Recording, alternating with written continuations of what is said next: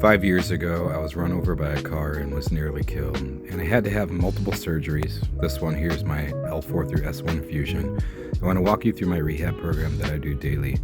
These are nerve glides for my L5 S1 neuropathy, and because my spine's fused, I have to continually work on my hip and thoracic spine mobility. This one's just to get my hips loosened up to prepare for my exercise routine. And this device pretty much saved me. This is a pelvic rocker to help improve my mobility of my lumbar spine. Even though it's fused, I still need motion above and below it. This is a foam roller for my hips as well as thoracic spine. Those are the areas that tend to get the most tight for my cervical and lumbar fusion. And it takes a while to loosen up, but I also like to use this on my upper glutes as well as working on my anterior and posterior pelvic tilts. The next exercise is because I have a dorsal scapular nerve injury, and it helps me with a little bit of nerve flossing techniques as well as thoracic mobility. I also need to keep my lumbar spine in rotation, and this is a modified ab roller because I had a Bankart lesion repair, and it seems to help. I also have a serratus anterior weakness from a long thoracic nerve compression. In addition, due to my permanent nerve damage, I feel numbness and I always feel like I'm falling, so I got to work on balance as well as it works on my meniscus repair.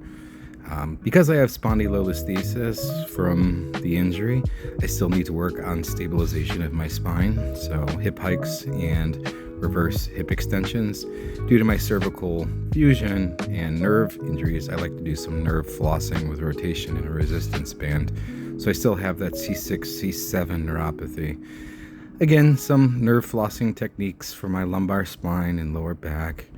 Some modified Pallof rotation exercises and half kneeling.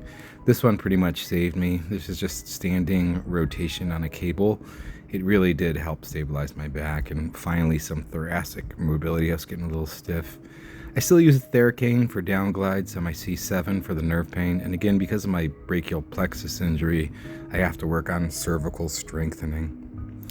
Both ways, it works pretty well. And now I also had a diastasis recti and abdominal split, as well as a diaphragmatic hernia. So this is the first year I was able to do crunches again.